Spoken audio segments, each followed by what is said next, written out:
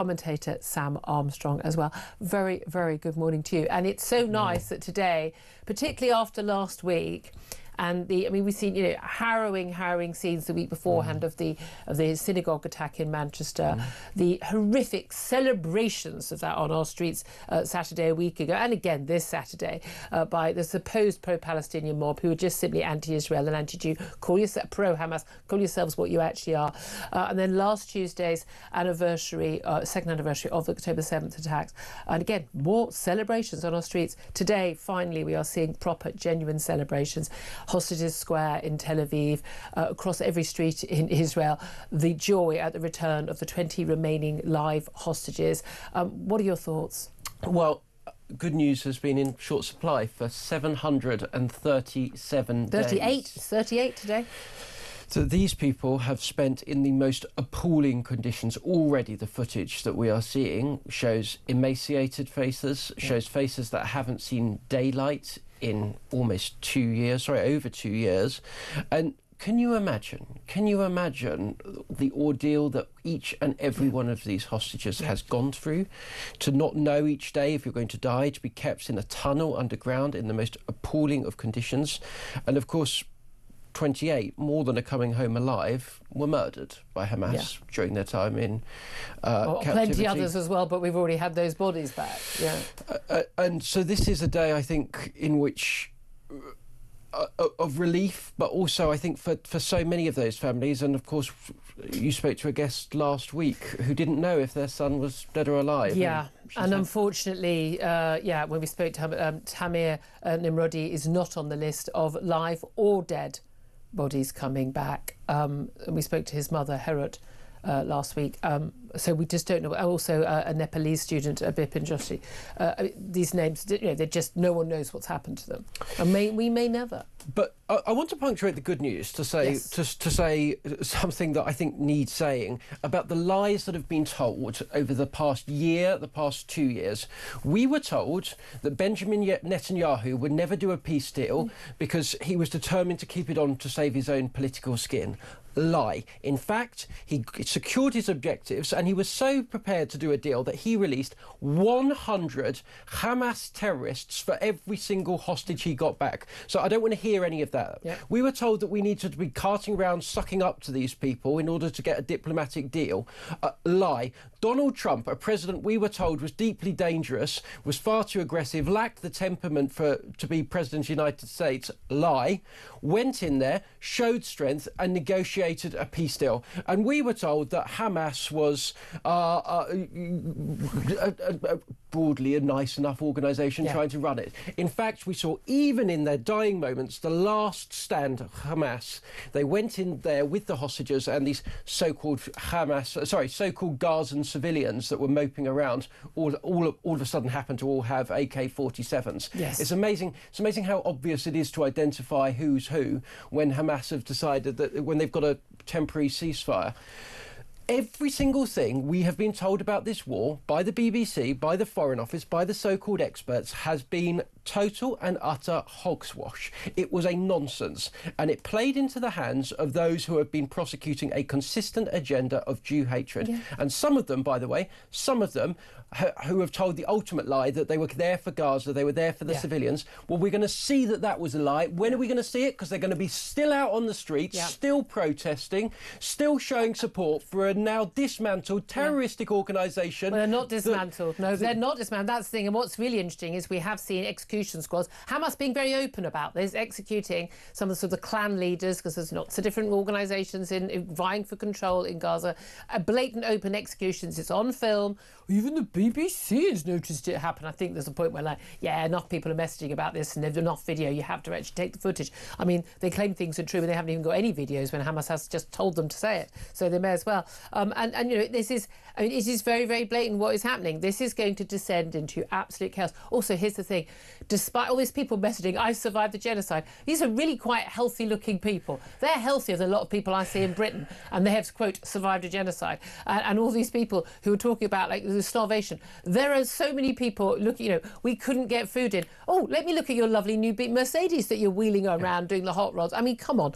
This is an absolute joke. I'd love to hear your thoughts about it. I must give you the number. 0344 499 1000 is the number to call. Text the word talk and your message to 87222. Get in touch with us on X at Talk TV. Calls are charged at the national rate. Text cost £1, standard network rate message. What did you make about Starmer joining world leaders in Egypt? We have some reports now that Netanyahu is going to join those leaders as well, Macron and others. And there's a load of world leaders who are apparently going to stand there and witness this peace plan. They've had sod all to do with it. The claim from Bridget Phillipson, the Education Secretary, I mean, utterly laughable on TV yesterday, that Britain had played a vital role. The only role they played was basically to undermine any negotiations by rewarding, that was the word that Hamas used, rewarding Hamas for October the 7th and holding hostages, saying we'll recognise the Palestinian state without even the most basic requirement of humanity, which was to hand back the hostages they had taken. I mean, what do you make of this? Because you had the US ambassador to Israel, Mike Huckabee. He's a serious player. He's he's not just a golf buddy, No. Serious player. He called the UK government delusional. A public tweet saying that Bridget Phillipson's comment was delusional. And then we get a tweet from Steve Witkoff, the international envoy and golf buddy of Donald Trump, where suddenly, just basically talking about, yes, the important role that Britain had played and praising it. And I would like to acknowledge the vital role of the United Kingdom in assisting in and coordinating efforts that have led us to this historic day in Israel. In particular, I want to recognise the incredible input and tireless efforts of National Security Advisor Jonathan Powell. This is not a normal thing to be happening. Why has that happened? What cheeses me off about this most is that in international diplomacy, when you've got a good relationship with another country, and we have with the US, obviously had Donald Trump and had him in Windsor Castle and all the rest of it, you get to call in some favours, some.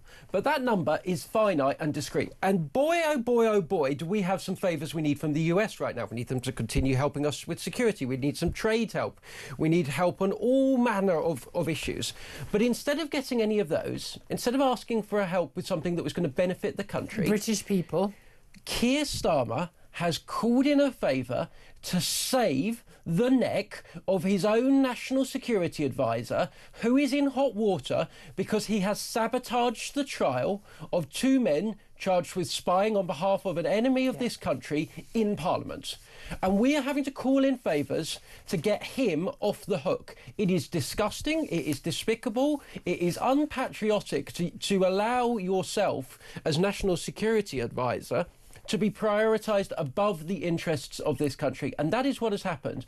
Behind the scenes, we won't find out because these things are always kept secret. We won't find out. But in 40 years' time, when the records are released, I can tell you, guaranteed, 100%, take it to the bank, put your bets on now at any good high street bookies.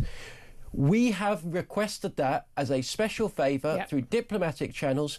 It is wrong because that should have gone to do something that would help secure British jobs, to make us more secure, to do everything else. It's wrong, it's appalling, and it shows that this government is not just a joke. I mean, it's actually working against this country's interests. Absolutely an embarrassment that we've not played an important role. And again, there's one thing, you can play a role or not play a role, but when you're playing a role, actually helping the enemy of our ally, the democratic nation state of Israel. That is quite something.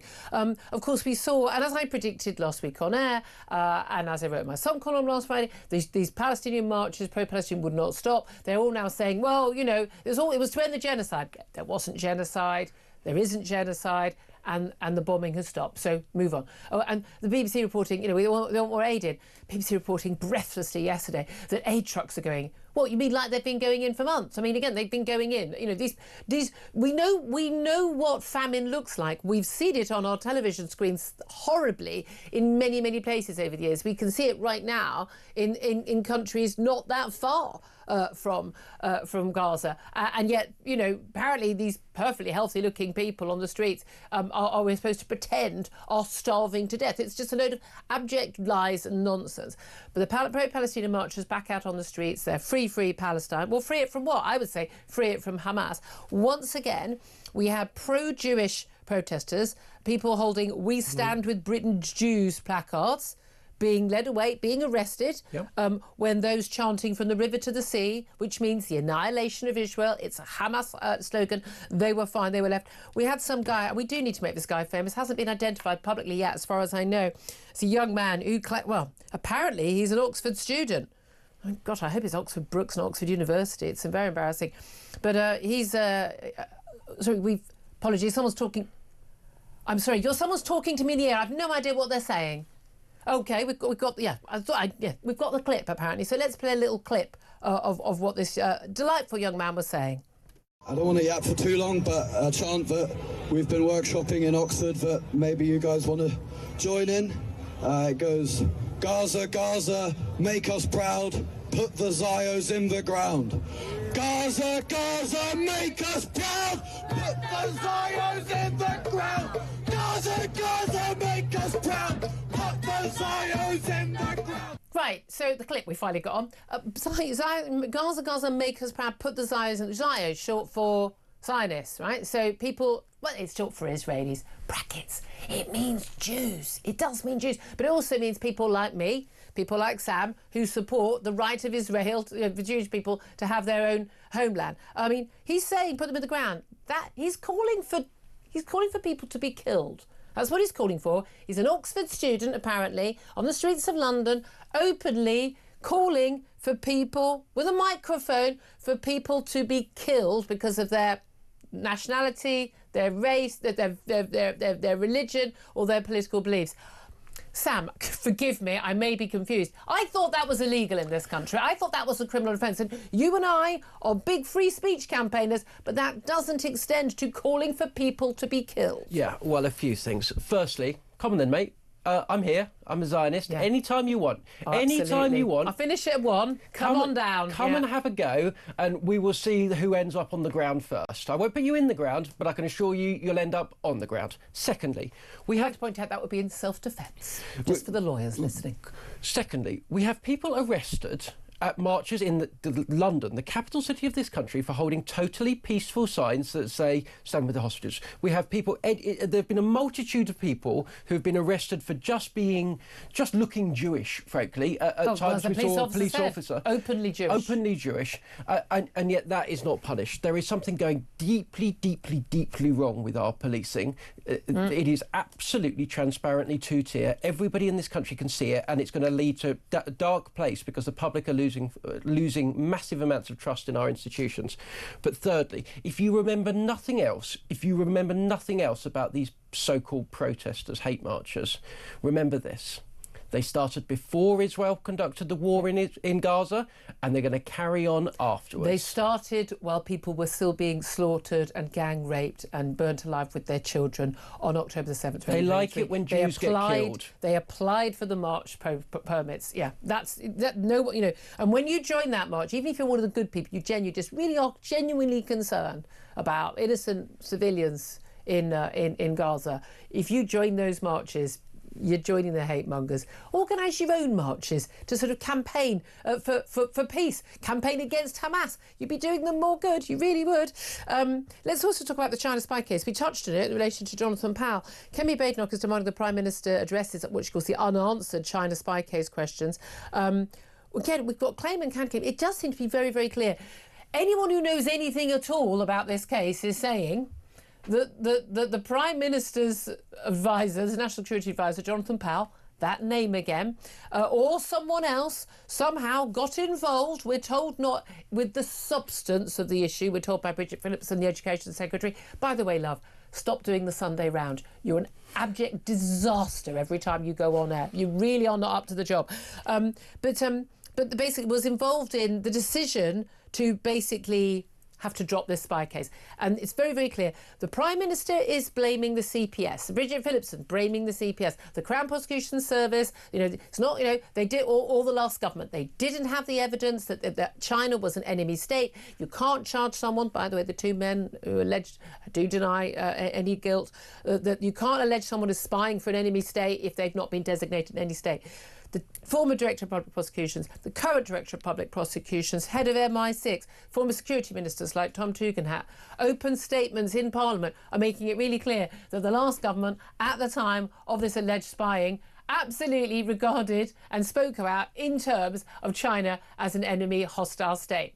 It's an abject nonsense. There's been political interference without a shadow of a doubt in this trial, and the reason behind it is what we need to know. Is it because, as is claimed today, that we have basically got a country, a government that is totally beholden to China, huge amounts of debt? Has there been a deal done that £1 billion in debt, or £1 billion in something that a Chinese steel company wants to claim from the government over losses, that they will drop that on behalf of the Chinese government in return for approval for the Chinese embassy, which would be within my eye line here from this office? What is going on? Because it does seem to me that not only has Keir Starmer sold Israel down the river, he's selling Britain down the river right now. Yeah. Everybody in the country, everybody with a nose, with eyes, with ears, can smell a great big rat here. The CPS does not just drop cases randomly. We know, because it's been reported so comprehensively that I can only assume half of Labour's ministers are actively briefing against the government on this, that there was a dossier compiled by the security services on the threat China poses to us. And they were utterly convinced that if you showed that to a jury, any jury in this land would conclude China is an enemy of ours. And of course they are. I mean, for starters, we know, not even just with these individuals, but with other cases, they're spying on our parliament, they're harassing our naval vessels, they're hacking our networks. Countries that do that are foes, not friends. But this government, China, you've got to remember, is a bit like a great geopolitical boa constrictor. It has slithered its way up into our space as a much bigger adversary, and now, having got in here, it is slowly tightening and tightening and tightening in the hopes of strangling us off. That's what it did last week when it clamped down on exports of rare earth metals that we're massively dependent on them for. And rather than fight back, rather than trying to peel them off from tail to head, this government is going limp like a pathetic little rat in the jungle, and it's going to kill them. It's going to kill us, because China, let me assure you, is the biggest geopolitical threat we have faced, not just in the last century, but ever. This is massively bigger than the Soviet Union. And yet our government seems to be in this delulu, as the kids say, cuckoo land, in which it thinks it can get some investment as for off them. Cameron and Osborne, as for numerous leaders of our country, we have a problem. I mean, we have a serious problem with our elites are selling us all down the river. We really, really do need to get to grips with it. So much more to talk about. We want to take Donald Trump's speech to the Knesset in the Israeli Parliament when he does get up and speak. Just amazing jubilation scenes across Israel, roads being lined with people, those Israeli flags, those yellow ribbons, and just held aloft, as we have seen with the arrival of 20 living Israeli hostages, the final living hostages in Gaza, held by Hamas. They have been released back into the hands of the Israelis, many of them now, the first 7 already with their families who've not seen them for 2 years. 2 of the hostages, by the way, are identical twins, 2 men held captive separately who've been reunited for the first time.